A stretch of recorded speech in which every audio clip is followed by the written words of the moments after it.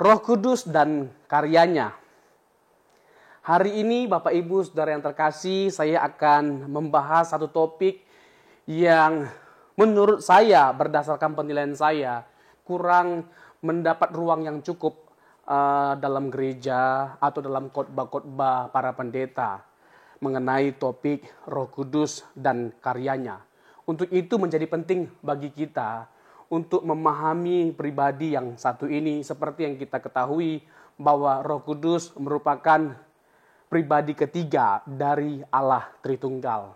Bagaimana seharusnya kita memandang pribadi Roh Kudus dan karyanya? Dan belum waktu lama ini kita merayakan Hari Raya Pentakosta, yaitu hari pencurahan Roh Kudus, di mana pencurahan Roh Kudus adalah peristiwa yang sudah dinubuatkan atau dijanjikan oleh Bapa. Kita tahu bahwa Pentakosta sebelumnya sudah diperingati oleh orang-orang Israel, tetapi berbeda maknanya dengan kita. Kalau orang Israel memperingati Hari Raya Pentakosta untuk memperingati mereka keluarnya dari Mesir, karena mereka telah diperbudak selama kurang lebih 430 tahun di Mesir. Jadi mereka merayakan dengan penuh ucapan syukur, mereka sungguh sangat bersukacita.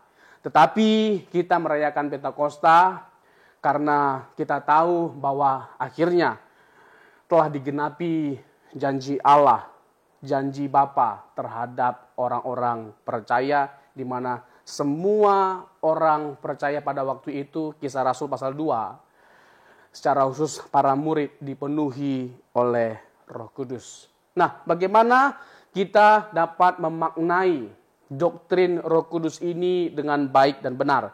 Nah, saya terlebih dahulu mengajak setiap kita untuk membaca Kisah Rasul 1 ayat 1 sampai 5. Kisah Rasul 1 ayat 1 sampai 5, saya bacakan demikian. Hai Theophilus, dalam bukuku yang pertama, aku menulis tentang segala sesuatu yang dikerjakan dan diajarkan Yesus, sampai pada hari ia terangkat, sebelum ia telah memberi perintahnya oleh Roh Kudus kepada rasul-rasul yang dipilihnya. Kepada mereka, ia menunjukkan dirinya setelah penderitaannya selesai, dan dengan banyak tanda ia membuktikan bahwa ia hidup. Sebab selama 40 hari ia berulang-ulang menampakkan diri dan berbicara kepada mereka tentang kerajaan Allah. Jadi dari ayat 3 ini ketika kita mau mempersoalkan kebenaran dari peristiwa kebangkitan Tuhan Yesus, kita dapat mengetahui atau menyimpulkan dari ayat ini bahwa tidak mungkin Tuhan Yesus tidak bangkit atau tidak ada ruang untuk kita meragukan kebangkitan Tuhan Yesus. Karena dia benar-benar menampakkan diri kepada banyak saksi atau banyak saksi yang melihat kebangkitan atau bukti dari kebangkitan Tuhan Yesus. Dan hal itu juga secara khusus dibahas oleh Rasul Paulus dalam 1 Korintus 15, di mana ada 500 pasang mata yang menyaksikan kebangkitan Tuhan Yesus. Ayat yang keempat, pada suatu hari ketika ia makan bersama-sama dengan mereka, ia melarang mereka meninggalkan Yerusalem dan menyuruh mereka tinggal di situ, menantikan janji Bapa.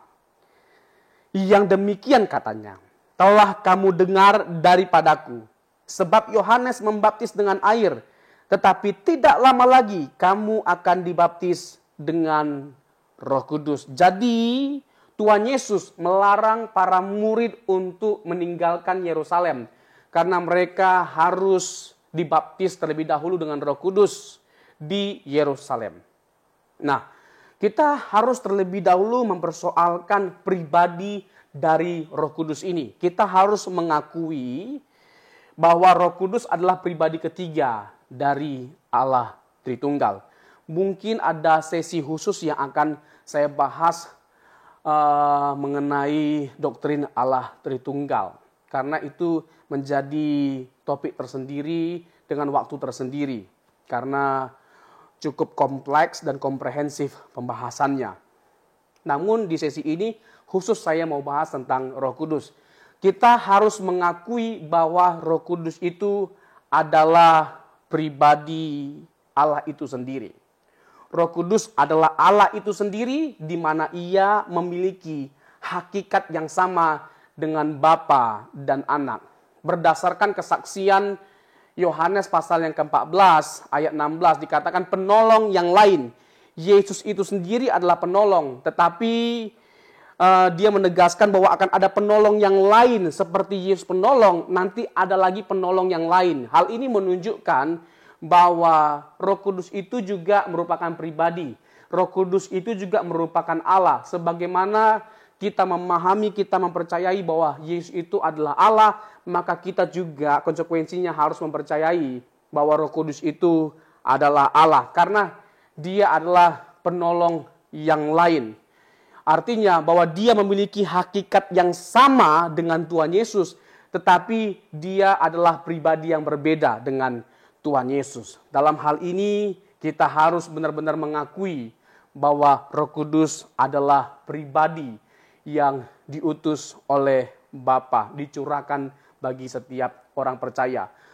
Yang menjadi persoalan yang harus kita perkarakan adalah mengapa Roh Kudus harus dicurahkan.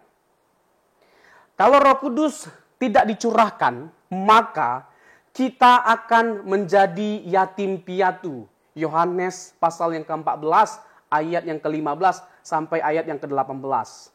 Kehidupan kita digambarkan seperti seorang anak yang tanpa orang tua. Tidak bisa dibayangkan tentunya. Tidak bisa digambarkan kehidupan seorang anak tanpa orang tua. Akan tidak menentu nasibnya, tidak terurus, dan lain sebagainya macamnya. Itulah maknanya kehadiran Roh Kudus itu menjadi sangat penting dan absolut dalam diri orang percaya. Kalau kita menyadari bahwa seorang anak tidak bisa dibesarkan tanpa orang tua, dia membutuhkan orang tua karena banyak faktor dan kebutuhan dari seorang anak, maka sangat dibutuhkan peran atau fungsi dari orang tua. Seperti itu juga kita. Sangat dibutuhkan peran atau fungsi Roh Kudus dalam diri orang percaya. Untuk itu, kehidupan kita tanpa Roh Kudus itu digambarkan seperti yatim piatu. Dia menjadi penolong yang lain. Roh Kudus tidak sama dengan Tuhan Yesus, tetapi hakikatnya sama dengan Tuhan Yesus. Dia disebutkan sebagai penolong yang lain seperti yang saya jelaskan tadi, atau penghibur, atau yang disebut dalam bahasa Yunani-nya adalah parakletos. Nah, selanjutnya, kalau Roh Kudus tidak dicurahkan atau memenuhi para rasul, maka mustahil Injil atau Alkitab bisa ada. Yohanes pasal yang ke-14 ayat 25 sampai ayat 26. Kita harus menyadari bahwa Roh Kuduslah yang menginspirasi para rasul untuk menuliskan semua wahyu Allah. 2 Timotius 3 ayat yang ke-16.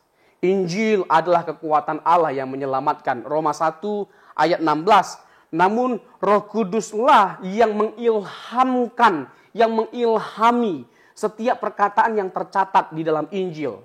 Jadi kita tidak mungkin mengalami kekuatan Allah yang menyelamatkan, yaitu Injil, kalau Roh Kudus tidak dimateraikan di dalam diri setiap para rasul. Kita tahu dan kita harus mengakui bahwa tidak mungkin ada Injil kalau tidak ada Roh Kudus. Karena Roh Kuduslah justru yang mengingatkan para rasul akan semua apa yang sudah diajarkan oleh Tuhan Yesus. Akan perbuatan, tindakan, atau pengajaran, atau perkataan yang pernah disampaikan oleh Tuhan Yesus.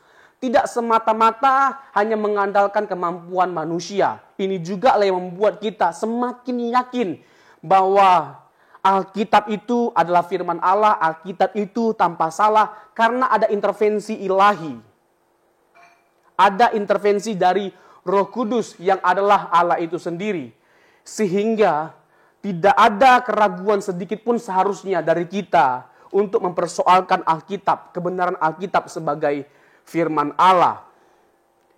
Untuk itu Bapak Ibu Saudara seiman, kalau kita menyadari bahwa Injil adalah kekuatan Allah karena Roh Kudus menginspirasi para murid untuk menuliskan apa yang Yesus telah lakukan terhadap umat manusia, di mana Yesus mati untuk menebus dosa umat manusia. Inilah yang menjadi inti atau pesan dari yang dituliskan oleh para rasul. Roh Kudus yang mengilhamkan mereka untuk mengingat semua, sehingga seperti yang saya sudah tegaskan dari tadi, bahwa kita tidak perlu mempersoalkan apakah akurat yang dituliskan oleh para rasul. Mungkinkah mereka bisa mengingat dengan benar, dengan tepat sekali apa yang Yesus ajarkan, yang berpuluh tahun kemudian baru dicatatkan. Sekitar 20-40 tahun kemudian baru dicatatkan. Umur 30 Tuhan Yesus naik ke sorga. Sekitar 20 tahun kemudian mulai ada surat-surat tertentu. Seperti surat Galatia, itu sudah mulai dituliskan tahun 48 Masehi. Jadi kita percaya bahwa Roh Kudus telah mengilhamkan para murid untuk menuliskan Injil yang adalah kekuatan Allah. Alkitab penuh dengan kuasa. Alkitab satu-satunya firman Allah. Tidak ada kitab lain yang diwahyukan oleh Allah selain kitab yang telah kita terima. Untuk itu menjadi penting juga sebagai implikasi dalam kehidupan kita sebagai orang percaya, bagaimana kita memberi waktu kita, bahkan lebih banyak lagi waktu yang kita sediakan untuk membaca Alkitab.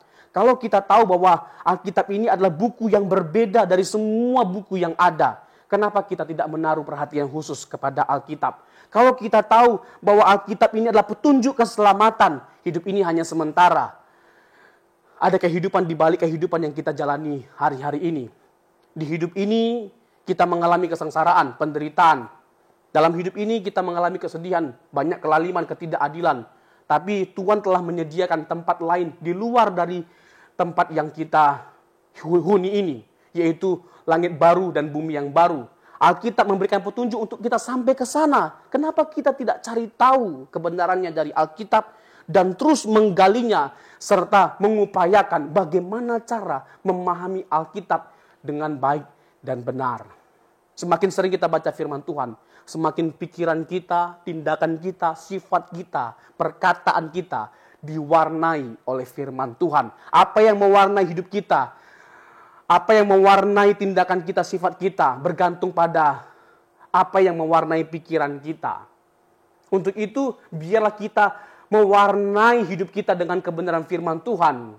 Supaya memang kebenaran firman Tuhanlah yang mewarnai seluruh aspek kehidupan kita, seluruh perkataan, pikiran, dan tindakan kita. Nah, jadi saya perlu tegaskan sekali lagi, tidak mungkin ada Injil kalau Roh Kudus tidak memimpin kehidupan orang percaya. Lalu kalau Roh Kudus tidak dicurahkan, maka tidak mungkin para rasul atau orang percaya mengalami dan melakukan peristiwa atau kejadian yang bersifat supranatural. Mereka menjadi pemberani sebagai contoh. Kita tahu bahwa para rasul ini kurang berani atau bahkan penakut. Seperti Petrus, kita tahu bahwa dia sempat menyangkal Tuhan Yesus 3 kali. Tuhan Yesus sudah tegaskan bahwa kamu akan menyangkal aku 3 kali. Tapi gayanya waktu Tuhan Yesus memberitahu bahwa dia akan mengalami penderitaan dan memberitahukan kematiannya, Petrus dengan gagah berani mengatakan sekali-kali hal itu tidak terjadi. Iya kan? Seakan-akan dia menunjukkan kepahlawanannya. Dan ketika Tuhan Yesus hendak dijemput paksa oleh tentara Romawi, dia sempat memutuskan telinga dari salah satu anggota yang menjemput paksa Tuhan Yesus pada waktu itu.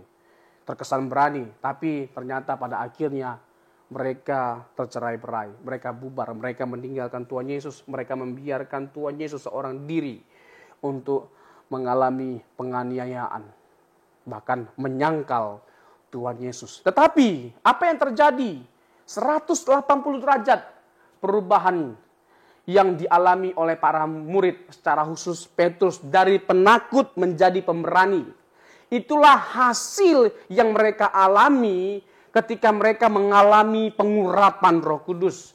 mereka dipenuhi oleh Roh Kudus. Mereka menjadi orang-orang yang radikal, bahkan mereka tidak takut mati. Dan seperti yang kita ketahui, hampir semua para rasul itu mengalami kematian yang mengerikan, kecuali Yohanes, karena akhirnya dia mati tua karena dia dilempar ke Pulau Patmos. Semuanya mati dengan mengenaskan, mengerikan.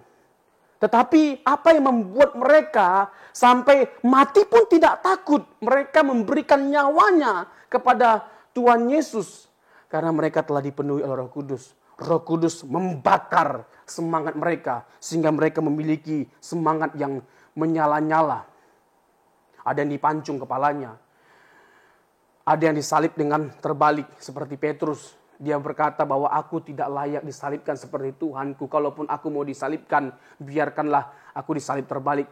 Kepalanya itu di bawah, kakinya itu di atas. Persis seperti lagu dari salah satu band Indonesia, grup Peter Pan. Kaki di kepala, kepala di kaki. Begitulah waktu itu Petrus disalibkan. Mengerikan. Tetapi dia menerima konsekuensinya, bahkan dia siap dihukum lebih daripada Tuhannya, karena dia tahu bahwa itu adalah konsekuensi yang harus dia terima sebagai pengikut Tuhan Yesus. Luar biasa pengorbanan mereka juga kepada Tuhan Yesus, tetapi hal itu terjadi ketika mereka dipenuhi oleh Roh Kudus. Mereka dianugerahkan karunia-karunia rohani. 1 Korintus 12 ayat 4, ayat 8 sampai ayat yang ke-11. Bahasa roh sebagai contoh, mujizat, menafsirkan bahasa roh. Ini adalah karunia-karunia yang dianugerahkan oleh Roh Kudus kepada para rasul atau jemaat mula-mula supaya mereka bisa dengan lebih efektif lagi melakukan pekerjaan Tuhan, sehingga mereka lebih maksimal lagi melakukan pekerjaan Tuhan. Tetapi kita harus memahami, Bapak Ibu, tidak harus kita dipenuhi oleh karunia-karunia. Sebagai contoh, apakah harus seseorang berbahasa roh? Tentu tidak. Tidak mutlak, karena Alkitab tidak pernah bermaksud menjadikan bahasa roh sebagai tanda dari setiap kali seseorang dipenuhi oleh Roh Kudus. Seseorang bisa saja dipenuhi oleh Roh Kudus tanpa berbahasa roh. Karena faktanya banyak sekali orang-orang yang percaya Yesus, tapi mereka tidak berbahasa roh. Bukan berarti mereka kurang beriman atau tidak dewasa rohani. Tidak boleh kita menyimpulkan demikian. Kalau kita balikkan, apakah setiap orang yang berbahasa roh itu dewasa rohani? Tidak, bukan. Makanya kita harus benar-benar memahami Alkitab dengan benar. Kalau kita merujuk kepada Kisah Rasul pasal yang kedua, di sana tidak dimaksudkan sama sekali bahwa bahasa roh akan menjadi tanda permanen setiap kali seseorang dipenuhi oleh Roh Kudus. Jadi karunia-karunia pun tidak menjadi absolut, tidak mutlak. Memang ada banyak tafsiran atau pandangan terkait dengan hal ini. Bahwa ada pandangan yang disebut dengan sesasionisme. Yang artinya mereka tidak lagi percaya adanya nubuatan, penglihatan, karunia-karunia semenjak Alkitab sudah dikanonkan atau para rasul sudah mati. Tetapi saya tidak setuju dengan hal itu. Secara khusus mereka merujuk kepada 1 Korintus pasal yang ke-13. Ketika yang sempurna itu muncul, tiba, maka yang tidak sempurna itu lenyap. Nah, mereka memahami yang tidak sempurna itu dalam pengertian ini, yaitu bahasa roh, mujizat, dan karunia-karunia. Tetapi sebenarnya kalau dipahami yang sempurna itu tiba dalam pengertian kanon Alkitab sudah selesai, para rasul secara khusus, Rasul Yohanes tidak pernah memikirkan bahwa Alkitab itu akan dikanonkan. Seperti yang dilakukan oleh bapak-bapak gereja. Jadi kurang tepat kalau kita melihat konteksnya tafsiran itu. Saya orang yang percaya bahwa karunia-karunia itu masih terjadi. Bahasa roh, mujizat, kesembuhan, menafsirkan bahasa roh itu masih terjadi. Dan saya juga berbahasa roh. Saya sama sekali tidak anti berbahasa roh atau anti mujizat. Tetapi kita harus benar-benar memahami itu bukanlah hal yang substansial ketika kita membicarakan tentang Roh Kudus. Jadi jangan terlalu banyak waktu yang kita habiskan. Kalau berbicara tentang Roh Kudus, hanya berbicara tentang karunia-karunia, bahasa roh, mujizat, dan lain sebagainya macamnya. Itu tidak substansial. Yang paling substansial adalah bagaimana kita benar-benar memaknai pribadi Roh Kudus, fungsi dari Roh Kudus itu dengan benar dan kita memberikan hidup kita sepenuhnya dipimpin oleh Roh Kudus. Apa fungsinya? Yaitu untuk kita menghidupi kehidupan anak Allah, yaitu Yesus Kristus. 1 Yohanes 2 ayat 6. Barang siapa yang mengaku mengenal dia, ia wajib hidup sama seperti Yesus hidup. Yang mana kita tidak mungkin bisa mengenakan kehidupan Tuhan Yesus dalam kehidupan kita kalau kita tidak dipimpin oleh Roh Kudus. Karunia rohani bukan ukuran kedewasaan rohani. Kita belajar dari jemaat Korintus. Jemaat yang dalam hal karunia mereka paling kaya, tapi mereka paling miskin dalam hal kedewasaan rohani. Jadi mari kita melihat jemaat Korintus sebagai salah satu model. Model yang dalam tanda petik kurang sempurna dalam hal karakter. Tapi mereka luar biasa dalam hal karunia-karunia. Jadi tidak otomatis hanya karena orang banyak karunianya lalu dewasa rohaninya. Tidak.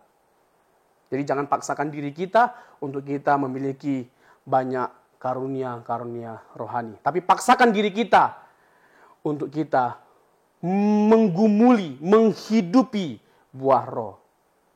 Karena itu jauh lebih penting. Untuk apa pada akhirnya kita hanya bisa berbahasa roh tapi tidak menghasilkan buah roh. Nah selanjutnya, kalau Roh Kudus tidak dicurahkan, maka tidak mungkin kita bisa mengenakan karakter Kristus. Ini yang saya sebut esensi yang sejati dari Roh Kudus itu diberikan bagi kita orang percaya. Kita tidak mungkin bisa mengenakan karakter Kristus kalau Roh Kudus tidak memenuhi kita.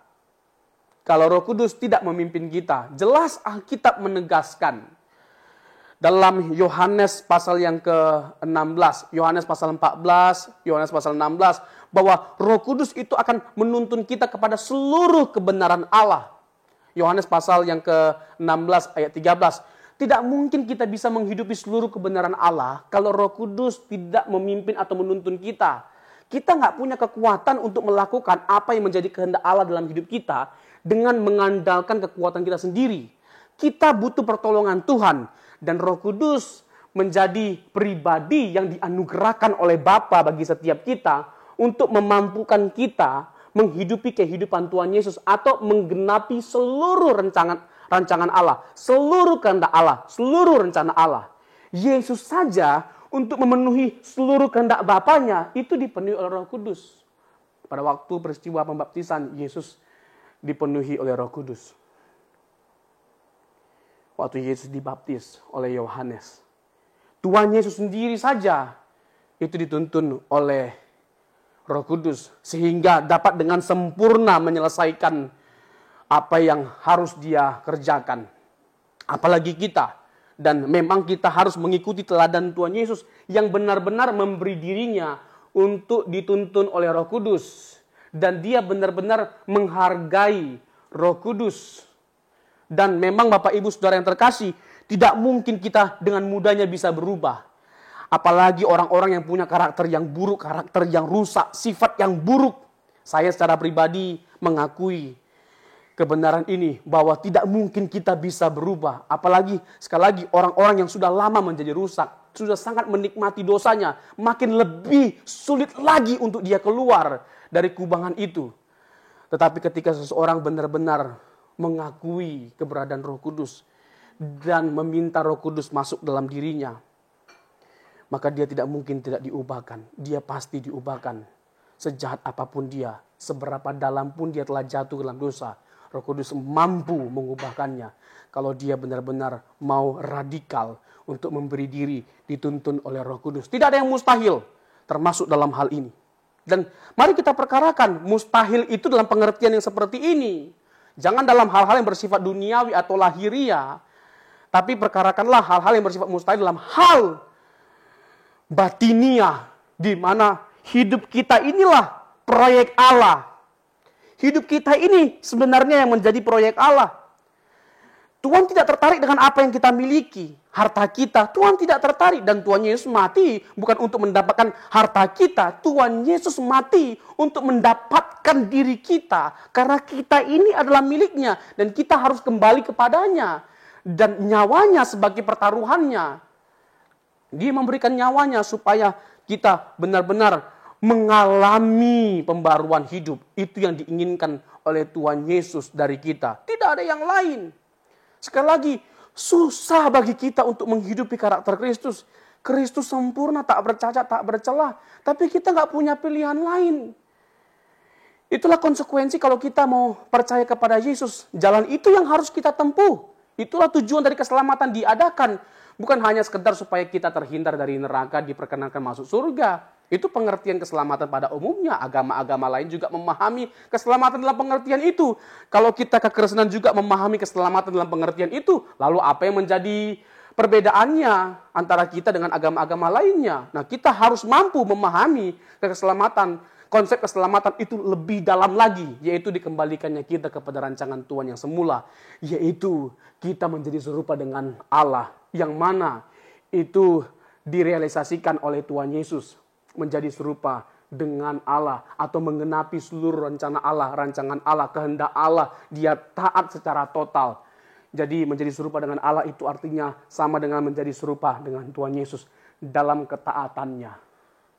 Mudah? Tidak mudah. Tuhan Yesus pun berjuang. Kelihatan pergumulan Tuhan Yesus yang luar biasa pada waktu dia di Taman Getsemani. Dia berdoa, sekiranya cawan ini berlalu, but not my will, your will be done. Tapi bukan kehendakku, melainkan kehendakmu jadilah. Jadi Tuhan Yesus sendiri juga untuk taat, itu berjuang, bergumul. Dia tahu bahwa pada waktu itu akan berat sekali pergumulan atau beban yang akan dia pikul. Dan tentu menjadi pertanyaan bagi kita, kenapa Yesus yang adalah Tuhan meminta supaya cawan itu berlalu? Kok Tuhan meminta penderitaan itu berlalu? Cawan itu berbicara tentang penderitaan. Loh, kok Tuhan meminta supaya cawan itu atau penderitaan itu berlalu dari dia? Dia mencoba untuk menghindari penderitaan. Loh, bagaimana Tuhan kita ini? Nah, tentu menjadi persoalan bagi kita orang Kristen untuk menjawab pertanyaan itu. Kenapa Tuhan Yesus meminta seperti itu? Iya. Dan kita mempersoalkan, benar nggak ayat itu? Itu menunjukkan kejujuran dari para rasul dalam mencatatkan apa yang digumuli oleh Tuhan Yesus pada waktu itu. Dan seperti yang kita ketahui bahwa Lukas itu adalah tabib, seorang dokter. Dia bisa dengan benar menggambarkan kedalaman dari pergumulan Tuhan Yesus pada waktu dia hendak mengalami penderitaannya, yaitu dia disalibkan, berpeluh darah. Sekiranya cawan itu berlalu, tapi bukan kehendakku melainkan kehendakmu. Matius 26 ayat 39. Kita bertanya, mengapa Tuhan Yesus meminta cawan itu berlalu? Pertama, karena dia dihukum bukan karena kesalahannya, karena kesalahan kita, karena dosa kita. Yang kedua, dia dihukum, dia mengalami penghukuman, dan bebannya itu bukan hanya sekedar menghukum satu orang, sebagian orang tertentu, tapi semua orang itu mengalami penghukuman. Maaf, semua orang yang harusnya dihukum, dipikul oleh Tuhan Yesus dosanya. Jadi bukan sebagian orang atau orang-orang tertentu, semuanya dipikul oleh Tuhan Yesus. Jadi luar biasa sekali. Sampai ada teolog yang menegaskan bahwa penderitaan yang pernah ada di dunia ini, penderitaan yang pernah dipikul oleh manusia, sebesar apapun itu, tidak sebanding dengan apa yang dipikul oleh Tuhan Yesus pada waktu itu. Jadi begitu luar biasa.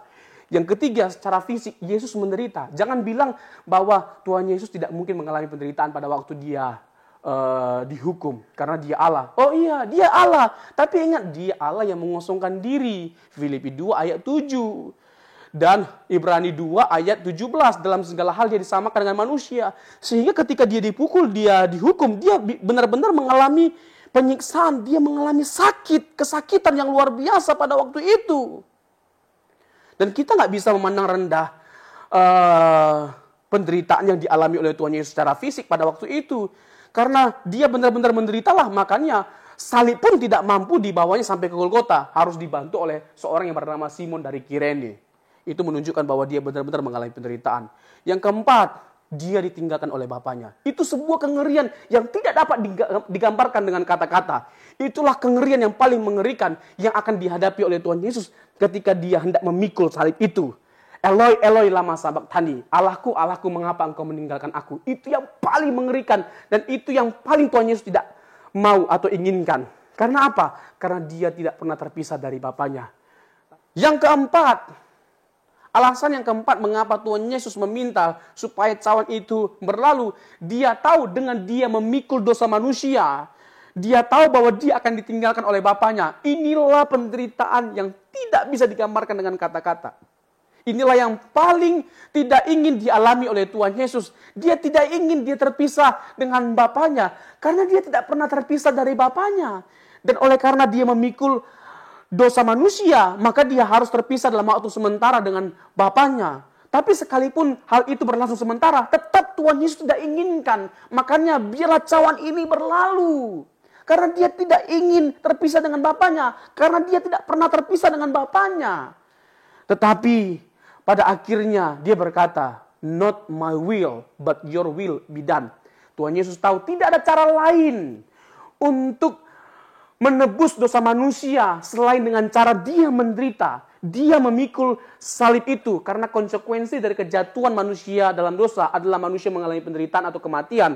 Maka konsekuensi yang harus dipikul oleh Tuhan Yesus pada waktu hendak memikul dosa manusia, dia harus mengalami penderitaan atau kematian.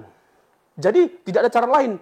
Tuhan Yesus harus tunduk dengan kehendak Bapa, sehingga dia berkata, "Not my will, but your will be done." Dari sini juga kita belajar satu pelajaran yang mahal sekali dari perkataan Tuhan Yesus, dari pernyataan Tuhan Yesus.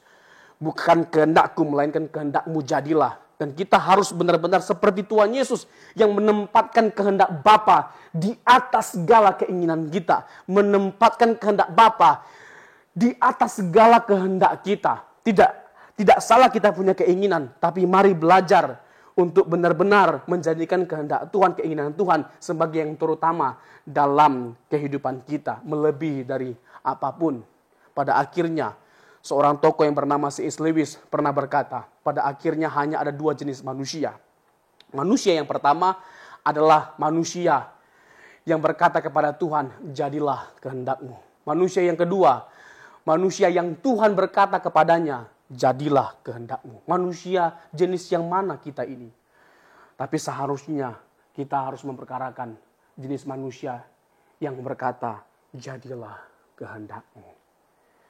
Bapa sendiri tidak mengintervensi sama sekali ketika Tuhan Yesus hendak disalibkan. Karena ini anaknya, lalu dia meringankan beban atau penderitaan anaknya. Oh, Allah nepotisme. Allah tidak nepotisme sedikit pun.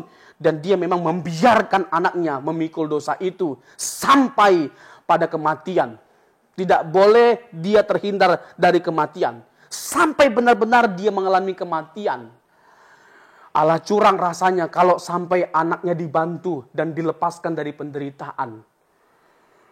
Dan kita tidak mungkin bisa mengikuti teladan Tuhan Yesus untuk kita ikuti teladan hidupnya, di mana bisa bertahan kita, bisa tetap mencintai Tuhan pada waktu kita sedang mengalami penderitaan. Tapi dari Tuhan Yesus kita belajar, dari penderitaan Tuhan Yesus kita belajar, dari ketahanan Tuhan Yesus kita belajar. Dalam penderitaan yang luar biasa, dia tetap bertahan dan tetap tunduk dan taat atau mencintai Bapaknya. Ini menjadi teladan, contoh yang mahal bagi setiap kita. Tidak ada alasan untuk kita berkata bahwa kita tidak bisa seperti Tuhan Yesus. Karena Tuhan Yesus pun melakukan itu semua dalam keadaan dia sebagai manusia. Dalam segala hal dia disamakan dengan manusia. Agar kita manusia bisa menjadi sama dalam segala hal dengan dia. Pada waktu dia menjelma menjadi manusia. Itulah alasan yang paling utama yang kita harus persoalkan dalam kehidupan kita ketika kita mengikut Tuhan Yesus, yaitu bagaimana kita mengenakan kehidupan Tuhan Yesus. Tidak ada alasan tidak bisa, sekali lagi, karena Tuhan Yesus telah menampilkan kehidupan yang harus kita perkarakan dalam kehidupan dia sebagai manusia yang mengosongkan diri. Jadi tidak mungkin kita bisa menghidupi kehidupan Tuhan Yesus kalau Roh Kudus tidak dicurahkan bagi kita. Itulah salah satu fungsi atau tujuan dari Roh Kudus diberikan kepada setiap kita untuk menuntun kita kepada seluruh kebenaran Allah. Allah menghendaki untuk kita lebih mengasihi Dia dan taat kepada Dia seperti yang diperagakan oleh anaknya yang tunggal. Yohanes 1 ayat 2. Yohanes 1 pasal 2 ayat 6. 1 Petrus 1 ayat 16-17, kuduslah kamu sebab aku kudus. Dan hal ini hanya bisa dimungkinkan kalau kita dipenuhi oleh Roh Kudus. Taat secara absolut itu yang Bapa kehendaki dari kita. Dan hal itu bisa kita penuhi karena telah dilakukan oleh anaknya yang tunggal yang telah menjadi contoh bagi setiap kita. Kalau Allah menghendaki kita menjadi sempurna, hal itu mustahil untuk kita penuhi kalau tidak ada pribadi yang berhasil memenuhi proyek itu. Tetapi seperti yang kita ketahui, ada satu pribadi yang berhasil memenuhi proyek itu, kehendak Bapa, yaitu Tuhan Yesus. Dengan adanya pribadi yang pernah berhasil memenuhi proyek Bapa, yaitu sempurna, maka tidak ada alasan bagi kita untuk mengatakan, yes, I can be perfect. Aku bisa sempurna. Karena apa? Karena Yesus telah berhasil memenuhi apa yang menjadi kehendak Bapa. So, Matius 5 ayat 48, you must be perfect. You must be perfect. Kamu harus menjadi sempurna sama seperti Bapakku sempurna di surga. Jadi luar biasa sekali kebenaran ini, Bapak Ibu Saudara seiman yang terkasih. Lalu, kita harus memberi diri kita dipimpin oleh Roh Kudus. Mengapa? Pertama, karena Roh Kudus yang melahirbarukan kita. Kita tidak mungkin bisa mengalami kelahiran baru. Kita tidak mungkin menjadi ciptaan baru kalau kita tidak dipenuhi oleh Roh Kudus. Dan hanya orang yang percaya Yesus yang bisa dipenuhi oleh Roh Kudus. 1 Korintus pasal 12 ayat 3. Hanya orang yang percaya Yesus yang bisa dipenuhi oleh Roh Kudus. Hanya orang-orang yang dipenuhi oleh Roh Kudus yang bisa mengenakan karakter Kristus. Jadi kalau kita ingin menjadi seperti Kristus, maka kita harus memberi diri kita dituntun oleh Roh Kudus. Dan jangan pernah kita mendukakan perasaan Roh Kudus. Jangan pernah kita mendukakan perasaan Roh Kudus.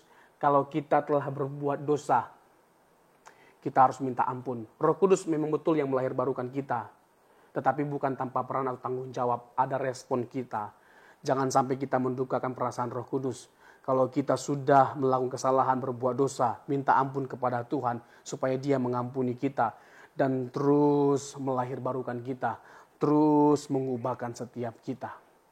Lalu Roh Kudus yang memimpin dan memampukan kita untuk menghidupi seluruh kebenaran Allah. Yohanes 16 ayat 13. Yang ketiga, tanpa Roh Kudus kita tidak bisa mematikan keinginan daging. Galatia 5 ayat 16. Supaya kita bisa mematikan keinginan daging, beri diri kita dipimpin oleh Roh Kudus. Kita masih tinggal di dunia dan sangat mungkin kita terjerat dalam perbuatan-perbuatan daging. Tetapi sangatlah juga mungkin untuk kita bisa menanggalkan keinginan daging. Kita mematikan keinginan daging. Itulah alasan mengapa Roh Kudus diberikan. Supaya hal itu benar-benar dimungkinkan. Dan sangat dimungkinkan bisa terjadi. Karena Dia adalah Allah itu sendiri. Allah loh yang memimpin kita. Allah yang memimpin kita. Kalau tidak ada Allah yang memimpin kita, maka mustahil untuk kita bisa mematikan keinginan daging. Tetapi kalau Allah yang memimpin kita, tidak ada yang mustahil. Nothing is impossible. Lalu Roh Kudus menjadi pribadi yang menuntun kita menjelang hari penyelamatan tiba. Efesus 1 ayat 14, Efesus 4 ayat 30. Roh Kudus ada di dalam diri kita. Dan terus bersifat kekal, berdiam dalam diri kita. Ketika kita berbuat salah, Dia memang tetap tinggal dalam diri kita. Dia tidak seperti di perjanjian lama keluar masuk dari diri seseorang. Ketika dalam perjanjian baru, fungsinya lebih bersifat permanen. Berdiam dalam diri kita. Ketika kita berbuat salah, tidak seperti di perjanjian lama, Roh Kudus langsung pergi meninggalkan orang itu. Tetapi Dia tetap dalam diri kita, tetapi Dia berduka. Tapi jangan sampai pada titik kita tidak punya titik berbalik. Kita harus segera berbalik. Kita harus segera bertobat. Jangan sampai pada titik kita menghujat Roh Kudus. Di mana kita tidak menghargai Roh Kudus dengan terus hidup dalam dosa. Kita tidak menghargai, tidak memberikan rasa hormat yang pantas terhadap Roh Kudus. Orang-orang yang seperti itu layak untuk ditinggalkan atau tidak diselamatkan. Karena apa? Roh Kudus yang menjamin keselamatan kita menjelang hari penyelamatan. So jangan kita mendukakan pribadi yang menuntun atau memimpin kita ke dalam keselamatan final kekal yang akan direalisasikan oleh Tuhan nanti. Kita sudah diselamatkan lewat pengorbanan Tuhan Yesus. Tetapi proses keselamatan itu masih terus berlangsung sampai nanti kita benar-benar bertemu muka dengan Tuhan Yesus. Jadi, kalau kita sudah mengetahui Roh Kudus adalah pribadi, dan tujuan sejati dari Roh Kudus diberikan adalah untuk menuntun kita kepada seluruh kebenaran, untuk kita dimampukan menghidupi kehidupan Tuhan Yesus, maka seharusnya kita mau dengan sungguh-sungguh meresponi kebenaran ini. Bukti bahwa kita percaya Yesus adalah kita menjadi seperti Dia. Itulah artinya kita menjadi pengikut Tuhan Yesus, mengikuti teladan dari pemimpin kita, yaitu Tuhan kita. Dan kita tidak tinggal sendiri, kita tidak yatim piatu. Karena apa? Karena ada Roh Kudus yang menyertai kita, bersama dengan kita, menguatkan kita. Dan biarlah kiranya kebenaran ini memberkati kita, dan kita sama-sama berjuang dengan memberi diri kita untuk dipimpin oleh Roh Kudus dengan sukacita. Kita melakukan kebenaran ini. Tuhan Yesus memberkati.